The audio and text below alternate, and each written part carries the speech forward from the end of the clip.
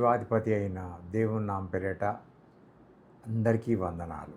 వీక్షించే వారికి, సంఘస్థులకు, అన్వేషకులకు వందనాలు చెల్లిస్తుంటున్నాను. దేవుడు మనకి తోడుగా ఉండునుగాక.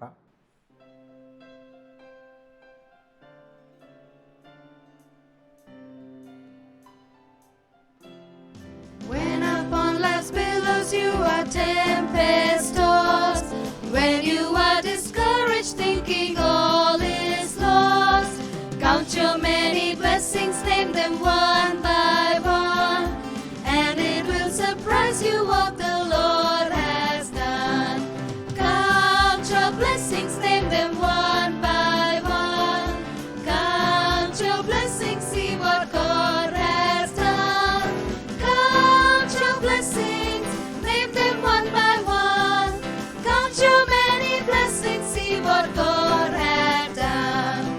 Are you ever burdened with a load of care? Does the cross seem heavy you are called to bear? Count your many blessings, every doubt will fly, and you will be singing as the days go by. Count your blessings, name them one by one, count your blessings, see what God has done. Count your blessings, name them one by one, count your many blessings, see what God has done.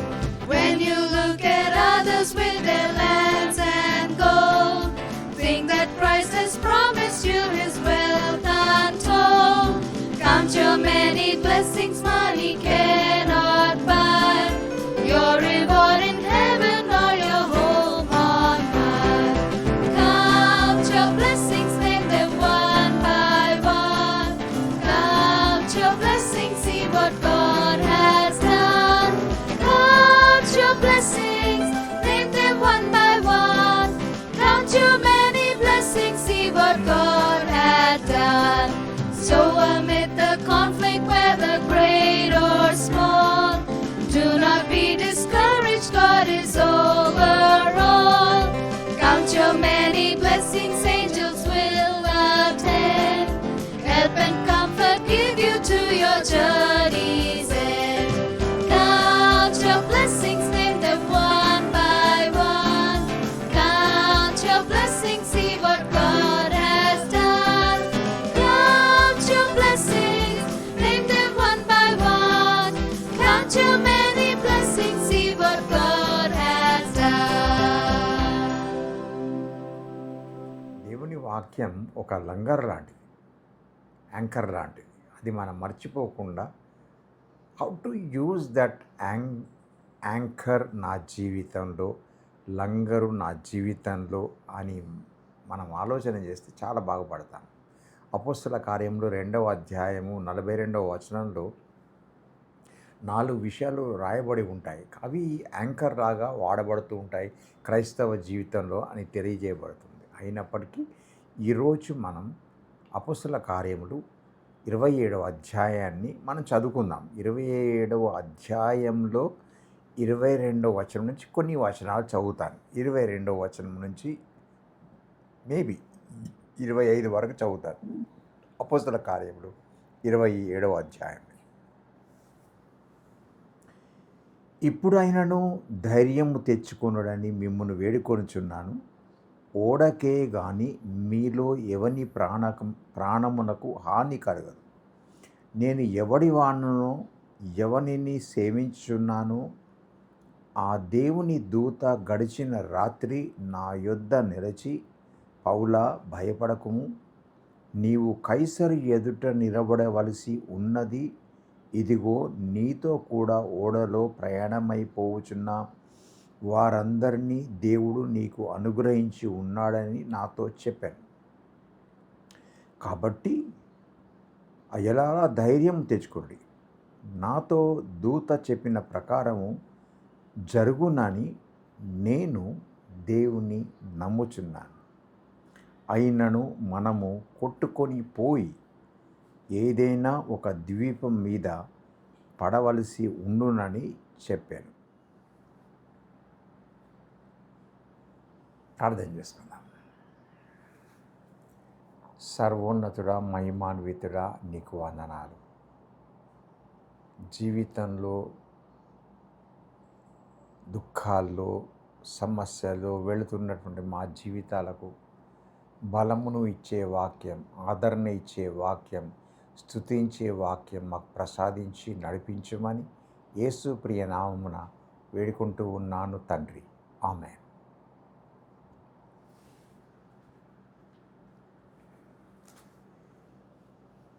నా వ్యక్తిగత జీవితంలో, పరిచర్య జీవితంలో చాలా పెను తుఫానులు, ఇంకో మాట చెప్పాలంటే థండర్ స్టార్మ్స్ ఉన్నటువంటి ప్రదేశాలు చూడగలిగాను. అవి స్వీప్ చేస్తున్న పరిస్థితిని చూడగలిగాను. ఒక రైతు క్రాప్ అంతా వేసుకున్న తర్వాత ఒక పెను గాలి వచ్చి, పెద్ద వర్షం వచ్చి, లేకుంటే రాళ్ళు పడ్డం చూసిన తర్వాత సాయంత్రం పూట లేకుంటే దినంలో పడిన తర్వాత వాడు రైతు పొలం దగ్గరికి వెళ్ళి ఏడుస్తూ ఉంటాడు. They sweep it. అప్పుడు అనిపించింది, వామ్మో ఎంత భయంకరమైన పరిస్థితి అనుకున్నాను. ఆల్రెడీ హీఈస్ ఇన్ డెట్, అప్పుల్లో ఉన్నాడు. మళ్ళీ ఒక నష్టం వచ్చేసింది, గొప్ప ఉపద్రవం వచ్చేసింది. ఒక చోట, ఒక గ్రామంలో తల్లిదండ్రులు ప్రతిరోజు కుమారుని కొరకే ఎదురు చూస్తూ ఉంటారు. వాడు వచ్చిన తర్వాతనే వాడితో కలిసి భోజనం చేసుకుందాం అనుకుంటారు. కానీ కొడుకు ప్రతిరోజు రాడు. 7 అయిపోతుంది, 8 అయిపోతుంది, 9 అయిపోతుంది, వాడు రాడు. ఎక్కడ ఉన్నాడు అని అంటే ఎక్కడో ఒక ఫ్రెండ్స్ గుంపు దగ్గర ఉండి బూజింగ్ చేస్తూ ఉంటాడు, త్రాగుతూ ఉంటాడు. అదొక పెద్ద తుఫాను వారింట్లో. తల్లిదండ్రులకు పెద్ద బాధ, నొప్పి కలిగేటువంటి పరిస్థితి కలుగుతూ ఉంటాయి. నేను అర్థం చేసుకున్నాను ఈ 2 కుటుంబాలను చూసిన తర్వాత. ఇంకా చాలా ఉన్నాయి కానీ ఇది మాట్లాడతలేను. Storms in life are there, part of life. జీవితంలో అవన్నీ కూడా ఒక భాగము అని నేను అర్థం చేసుకున్నాను. తిరిగి అపోస్తల కార్యములు 27వ అధ్యాయానికి వచ్చిన తర్వాత ఈయన ప్రయాణము, రోమా ప్రభుత్వం దగ్గరికి వెళ్ళేటువంటి ప్రయాణము, ఓడ ప్రయాణము, ఖైదీ అయినటువంటి ప్రయాణము, అవి చూస్తూ ఉంటున్నప్పుడు నాకు అనిపించింది, ఈ ప్రయాణంలో ఆయన వెళుతున్నటువంటి పరిస్థితులలో 14 దినాలకు ముందు జరిగినటువంటి పరిస్థితి ఆలోచన చేసుకుంటున్నప్పుడు ఎట్లా ప్యానిక్ అయిపోయారు, ఎట్లా భయపడిపోయారు, ఈయన ఎలా ధైర్యం చెప్పాడు అనే విషయాలు అన్నీ పిక్చరైజ్ చేసుకున్నాను, అన్నీ ఒక దగ్గర పెట్టుకున్నాను. ఆయన ఉన్నటువంటి మాటలను గురించి ఆలోచన చేస్తున్నాను. మొదటి విషయం, పౌలుకి ఇట్లాంటి అభయం దొరకడానికి కారణం 22వ వచనం. ఇప్పుడైనను ధైర్యము తెచ్చుకొనుడని మిమ్మును వేడుకొనుచున్నాను, ఎవరికి ప్రాణహాని కలగదు అని ద యాంకర్ ఆఫ్ కరేజ్ ఆయన చూపించగలుగుతాడు. ఒకప్పుడు ఇలాంటి కరేజ్ లేదు, వేరే విషయానికి పనికి వచ్చింది. కానీ దేవుని సేవలోకి వచ్చేసిన తర్వాత పౌలు గారికి యాంకర్ ఆఫ్ కరేజ్, ఒక పెద్ద బలంగా నిలబడినటువంటి విషయాన్ని ఆలోచన చేస్తున్నాను. ఒక మాట, దేవుని సేవకుడు ఒక మాట చెప్పినటువంటి విషయాన్ని జ్ఞాపకం చేస్తున్నాను. Courage is not the absence of fear అంటాడు. Courage is not the absence of fear. అవును, ప్రయాణం చేస్తున్న వారికి అందరికీ ఫియర్ ఉంది, కానీ ఇతరులో ధైర్యం ఉంది, దీంట్లో అభయం ఉంది, నిశ్చింతగా ఉండేటువంటి పరిస్థితిని చూడగలుగుతున్నాడు అపోస్తలుడైనటువంటి పౌలు. అంటే ఎలా చేయగలుగుతున్నాడంటే ఫియర్ ఈజ్ నాట్ దేర్ అని చెప్పడు. ఫియర్ అంటూ ఉన్నది, కానీ కరేజ్ దేవుని అందు ఉన్నది కనుక in spite of all these things I can travel అని మాట విషయాన్ని గురించి మాట్లాడతాడు.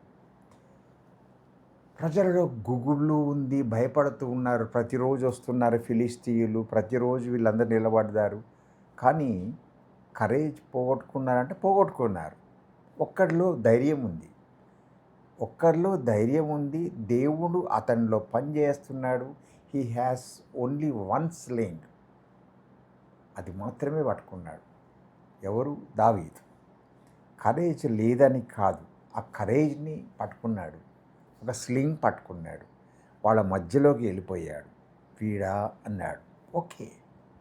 ఇంకొక విషయాన్ని గురించి ఆలోచన చేస్తున్నప్పుడు, అయ్యా నా ప్రతిమకు మొక్కండి, నా ప్రతిమకు మొక్కండి అని ఒక వైపున బ్యాండ్ కొడుతూ ఉంటే, I will not bow or worship to that idol అని దానియేలు ఖచ్చితమైన నిశ్చయాన్ని చేసుకొని ఉండినటువంటి పరిస్థితిని గురించి ఆలోచన చేసుకున్నాను.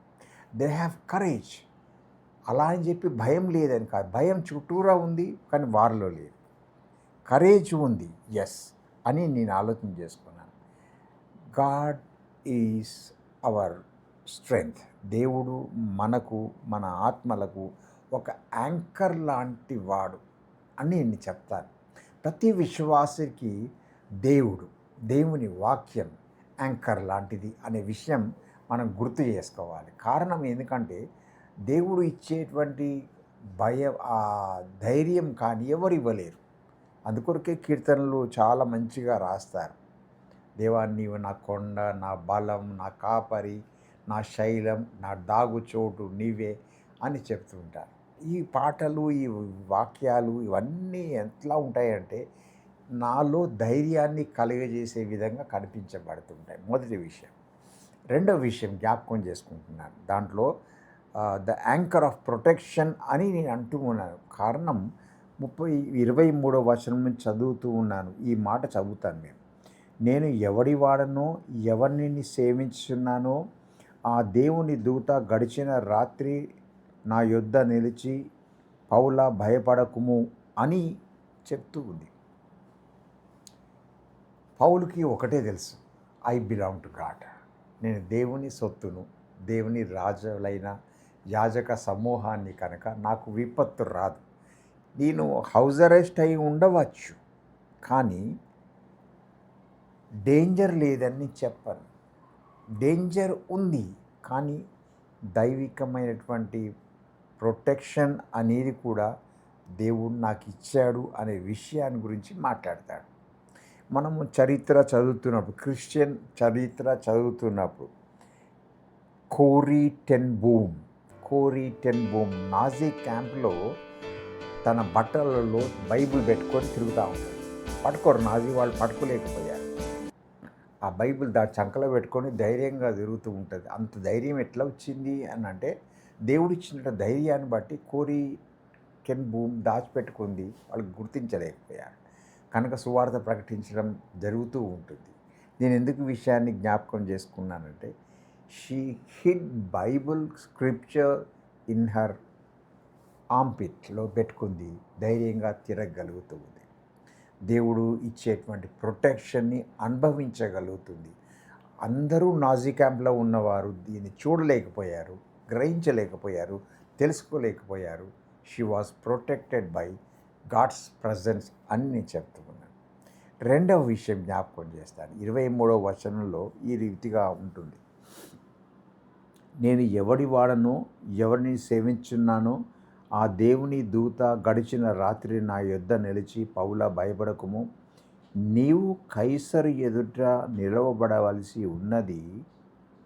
ఇదిగో నీతో కూడా ఓడలో ప్రయాణమైపోవచ్చున్న వారందరినీ దేవుడు నీకు అనుగ్రహించి ఉన్నాడు అని రాయబడి ఉంది.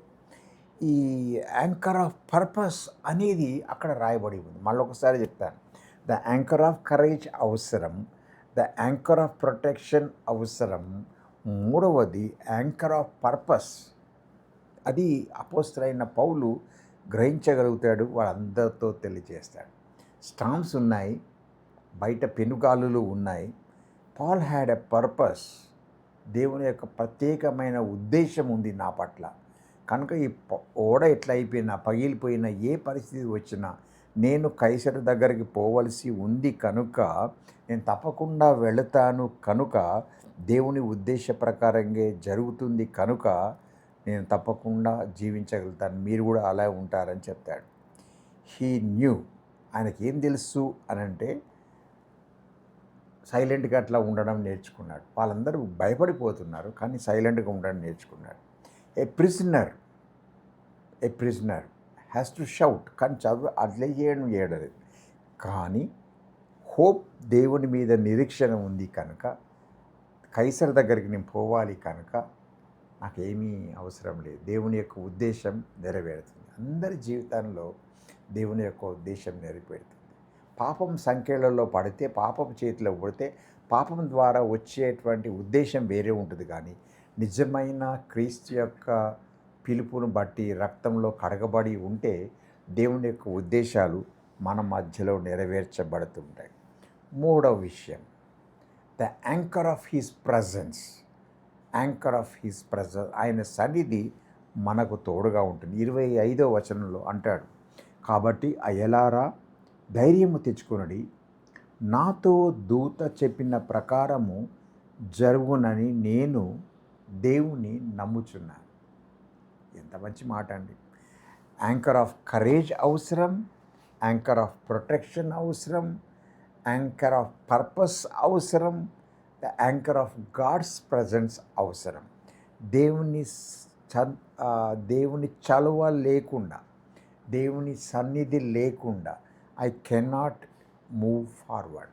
అది ఏంటిది అని నేను అర్థం చేసుకున్నప్పుడు అపోస్తలుడైన పౌలు అంటాడు, నేను దేవుని నమ్ముతున్నా, దీన్ని చూసి కాదు, ఐ బిలీవ్ ఇన్ హిమ్ అని అంటాడు. అంటే ఆ అనుభవంలోకి రావడానికి గల కారణం దేవుని యొక్క క్యారెక్టర్స్ అన్నీ కూడా అనుభవించాడు, రుచి చూచి తెలుసుకున్నాడు కనుక దేవుని గుణాతిశయములను బట్టి ఆ మాట చెప్పగలుగుతున్నాడు. దేవుని సన్నిధి నాతో ఉంది, ఆ సన్నిధియే నా జీవితానికి, నా జీవితంలో వచ్చేటువంటి పెనుగాలులకు, నా జీవితపు ఓడ తెగిపోకుండా భూమిలో వేసేటువంటి లంగర్లాగా ఉంది అని చెప్తాడు.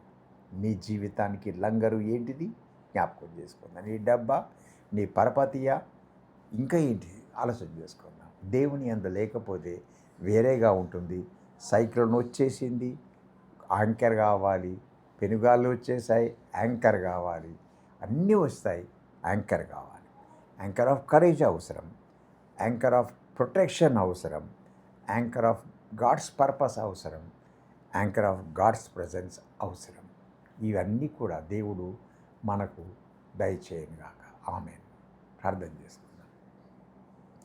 జీవాధిపతి నీకు వందనాలు. అపోస్తల కార్యములు 27వ అధ్యాయంలోని లైఫ్ థ్రెటనింగ్ సిచ్యువేషన్లో అపోస్తలుడైన పౌలు ధైర్యంగా నిలబడి చెప్పిన మాటలను జ్ఞాపకం చేసుకుంటున్నాము. ఆశీర్వదించము, బలపరచము, నీ మహిమార్థమే వాడుకోను. మా జీవితాల్లో కూడా నీ వాక్యం మాకు యాంకర్గా ఉండాలని, మేము నీ సన్నిధిని అనుభవించే వారంగా ఉండాలని, మేము నీ పర్పస్ని గుర్తెరిగే వారంగా ఉండాలని, మేము నీ యొక్క ప్రజెన్స్తో పాటు పర్పస్ని కూడా గుర్తెరిగి నీ ప్రొటెక్షన్ని అనుభవించే వాళ్ళంగా ఉండాలని మాకు కావలసిన కరేజ్ దయచేయమని వేడుకుంటూ ఉన్నాం.